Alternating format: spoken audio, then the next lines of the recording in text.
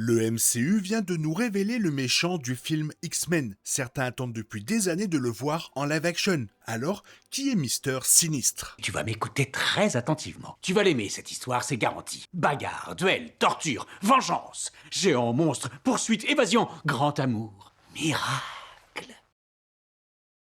Après des mois de spéculation, certains membres de la nouvelle distribution du prochain film X-Men par Marvel Studios ont été confirmés, notamment Adam Driver dans le rôle de l'énigmatique antagoniste Nathaniel Milbury. Lors de la présentation des 23 de cette année, le patron de Marvel a été rejoint sur scène par 6 nouveaux acteurs du film X-Men. Sadie Sink, Kit Connor, Samara Weaving, Christopher Abbott, Anne Navarrete et Maya Boyd. Adam Driver s'est joint à eux par vidéo, confirmant ainsi le rôle très attendu qu'il tiendra au sein du MCU. Surtout connu pour le rôle qu'il a révélé dans une série de HBO avant d'acquérir une renommée mondiale en incarnant Kylo Ren dans la 3e trilogie Star Wars, Adam Driver a longtemps fait l'objet de rumeurs quant à son arrivée dans le MCU. Ayant démontré l'étendue de son talent d'acteur dans plusieurs films, il est tout indiqué pour l'un des rôles les plus exigeants de l'univers Marvel. Alors qu'à l'époque, on pensait qu'il incarnerait Reed Richards, Adam Driver incarnera en réalité un Mister bien plus sinistre.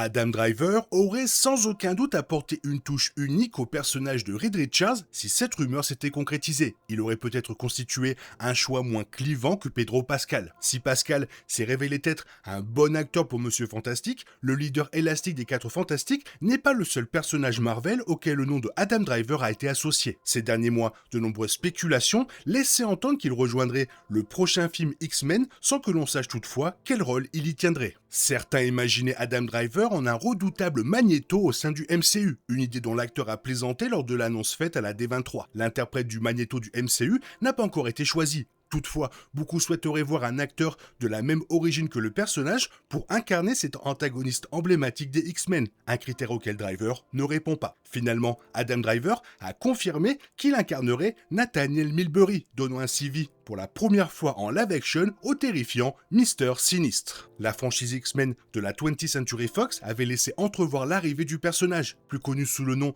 de Nathaniel Essex, dirigeant de l'Essex Corp. Toutefois, les films de la Fox n'ont jamais concrétisé ces pistes, alors même que Jon Hamm se tenait prêt à faire ses débuts dans le rôle de cet emblématique méchant de l'univers Marvel. Cela ne s'est jamais produit et Hamm a malheureusement laissé passer sa chance d'incarner Mister Sinistre, ce rôle ayant finalement été confié à Adam Driver. Le choix de Adam Driver pour incarner ce personnage suscite d'autant plus la curiosité que l'on a appris que le personnage porterait le nom de Nathaniel Milbury plutôt que celui de Nathaniel Essex. Cela laisse supposer que nous découvrirons le sinistre d'Adam Driver à une étape charnière de son existence, un moment qui pourrait s'avérer crucial non seulement pour le méchant et la première équipe des X-Men, mais aussi pour l'ensemble de la communauté mutante alors qu'elle commence à émerger au sein du MCU. Donner vie à cette version du personnage pourrait transformer à jamais le paysage du MCU.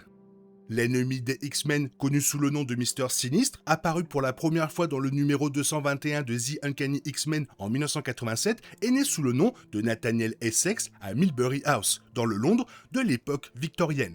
Grand admirateur de Charles Darwin, Essex se passionne pour l'évolution et la génétique. Il découvre ce qu'il baptise les facteurs Essex au sein du génome humain. Il a recours à des méthodes odieuses comme l'enlèvement de sans-abri innocents pour mener à bien ses expériences, finissant par conclure que certains êtres humains naissent avec un patrimoine génétique mutant. Avec l'aide des maraudeurs, Essex réveille l'un de ces mutants en hibernation, N. Sabanour. Ce dernier utilise la technologie des Célestes pour transformer Essex en un être immortel doté de ses propres super-pouvoirs, le rebaptisant alors Sinistre. Il poursuit ses expériences à Londres avant de s'installer à New York après la mort de Darwin. Là-bas, il adopte l'identité du docteur Nathan Milbury, un obstétricien de renom. Ce nom fait référence à sa demeure ancestrale, lieu où nous devrions rencontrer le personnage. En tant qu'obstétricien, Sinistre parvient à recueillir une immense quantité de matériel génétique auprès de ses patientes, qui ignorent tout de ses véritables intentions. Il va même jusqu'à utiliser Amanda Mueller, une mutante à la longévité exceptionnelle, comme une véritable usine à bébés pour ses expériences regroupées sous le nom de Projet Black Womb. Aux côtés d'autres antagonistes, Kurt Marco, Alexander King et Irene Adler, Sinistre mène des recherches sur de nombreux enfants mutants et répertorie les familles susceptibles d'en engendrer, ce qui lui permet de surveiller les lignées génétiques, notamment celle de Scott Summers. Lorsque les pouvoirs de Jean Grey se manifestent, Sinistre développe une véritable obsession pour elle, mais Charles Xavier parvient à l'atteindre le premier. Il réussit toutefois à prélever un échantillon d'ADN et mène des expériences sur Scott Summers, alors orphelin, ainsi que sur son frère Alex. Il finit par manipuler les événements pour que Scott soit recueilli par le professeur Xavier et rencontre Jean Grey. Sinistre est convaincu que la progéniture de Jean Grey et de Scott Summers représenterait l'apogée du potentiel mutant, et de nombreux spectateurs connaissent déjà l'issue de cette histoire. La série d'animation X-Men 97 a exploré les ingérences du Mister Sinistre dans la vie de Scott Summers et de Jean Grey, mais il semble que le MCU en live action abordera également cet aspect de l'intrigue. La confirmation que Adam Driver incarnera Nathaniel Milbury laisse penser que nous le découvrirons peu après son arrivée à New York, où il poursuit ses expériences sur de jeunes mutants et des mutantes enceintes. Cette situation pourrait jouer un rôle clé dans l'introduction massive des mutants au sein du MCU, faisant ainsi de Mister Sinistre l'un des personnages les plus importants de la franchise. L'arsenal de pouvoirs de Sinistre ressemble à une liste de souhaits composée des capacités d'autres mutants, et c'est essentiellement ce qu'il est. Il tire des pouvoirs supplémentaires du matériel génétique d'autres mutants, notamment la télépathie, la télékinésie, une force surhumaine et la projection d'énergie de choc, auquel s'ajoute une maîtrise totale de son corps à l'échelle moléculaire, lui permettant de modifier son apparence et de guérir rapidement de la plupart des blessures. Ce don de métamorphose trouve son origine dans les comics. Mister Sinistre peut contrôler chaque molécule de son corps grâce à un gène X implanté, prélevé sur le mutant métamorphe Courrier. Cela lui permet d'adopter l'apparence de n'importe qui, de se réduire à un état semi-liquide ou de durcir son corps pour en faire une véritable armure vivante. En réalité, Sinistre a acquis ses capacités de métamorphose auprès du criminel mutant Courrier grâce à l'intervention de Gambit, qui a voyagé dans le temps. Ses capacités de guérison sont tout aussi stupéfiantes. Il est capable de régénérer rapidement les tissus endommagés ou détruits avec une vitesse et une efficacité bien supérieures à celles d'un humain ordinaire. Il se remet en quelques instants de lésions tissulaires massives telles que de multiples blessures par balle, des entailles, des plaies perforantes, des fractures et des brûlures graves. Ce don de régénération est directement lié à son immortalité effective. Grâce à son facteur de guérison et à son exposition à la technologie céleste d'Apocalypse, il est immunisé contre le vieillissement et les maladies, bien qu'il demeure possible de le tuer. Au-delà de sa biologie brute, l'esprit de Sinistre est tout aussi redoutable que son corps. C'est un génie dont l'expertise s'étend à la génétique, à la biologie humaine et extraterrestre, au clonage, à la physique ainsi qu'aux ingénieries mécaniques, génétiques et électriques. On dit de son intellect qu'il rivalise avec celui de Reed Richards et du Docteur Doom. Cette intelligence hors du commun n'a fait que s'affiner avec le temps. En vivant plus de 150 ans, il a accumulé des connaissances vastes que peu d'autres pourraient égaler. La longévité du personnage explique en grande partie pourquoi il demeure une menace persistante à travers les générations d'histoire des X-Men. Sa transformation l'ayant rendu pratiquement immortel, il a pu manipuler en toute discrétion les lignées génétiques mutantes pendant plus d'un siècle, sans que personne ne soupçonne son influence. La fixation sur Jean Grey et Cyclope, conjuguée à divers autres facteurs, l'a maintes fois entraîné dans des conflits avec les X-Men et leur équipe alliée. Sinistre a également trouvé le moyen de survivre à sa propre mort à plus d'une reprise. Grâce au clonage, il a réussi à déjouer la mort à maintes reprises et même à acquérir son propre gène mutant. Cette obsession du clonage est si ancrée que plusieurs versions de lui existent désormais, chacune se croyant être le véritable original.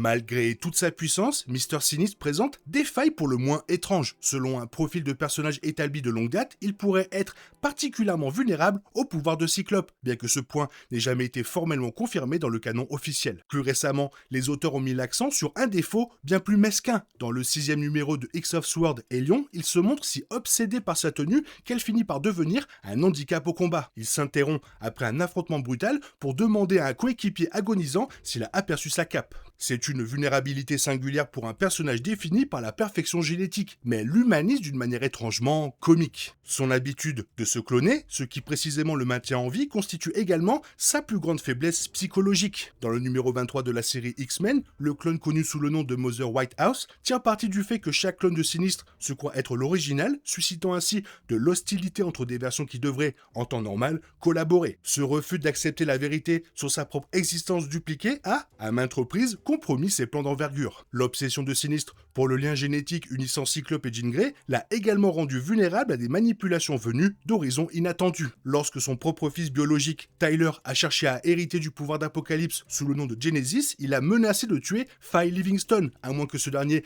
ne reconnaisse publiquement son amour pour elle. Sinistre a refusé, alors même qu'elle lui avouait ses véritables sentiments avant de mourir. Ce refus obstiné de laisser transparaître la moindre vulnérabilité, même pour sauver une personne qui lui était coûté cher en dit autant sur sa personnalité que n'importe lequel de ses pouvoirs scientifiques. Il a survécu à des assassins, à des clones et à des siècles de complots, mais son obsession du contrôle pourrait bien être ce qui causera finalement sa perte. Selon toi, quelle est la plus grande faiblesse de Sinistre? Sa vanité, les rivalités avec ses clones ou son refus d'admettre ce qu'il ressent réellement pour ce qui l'entoure?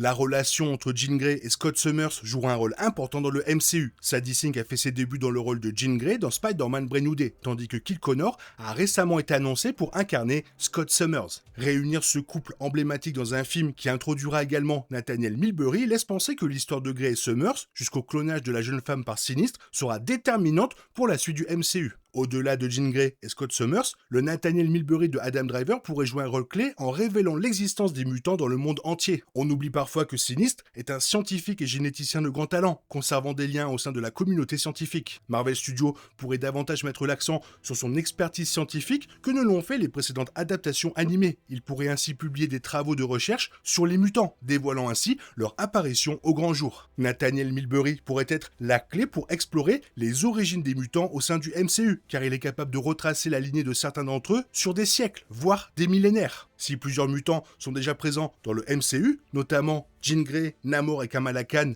d'autres que nous n'avons pas encore rencontrés mènent manifestement une existence discrète. À l'avenir, Mister Sinistre pourrait s'en prendre à n'importe lequel de ces mutants, lui qui a toujours été l'ennemi de l'ensemble de la communauté mutante. L'interprétation par Adam Driver ferait de lui l'antagoniste idéal pour le premier film X-Men du MCU, réalisé par Jack Schreier, à qui l'on doit également Thunderbolt. Le film opposera Sinistre aux mutants déjà castés, en attendant que Marvel Studios ne révèle la distribution complète. Les mutants seront au cœur du MCU à l'avenir, une nouvelle ère qui débutera avec l'arrivée de Nathaniel Milbury en mai 2028.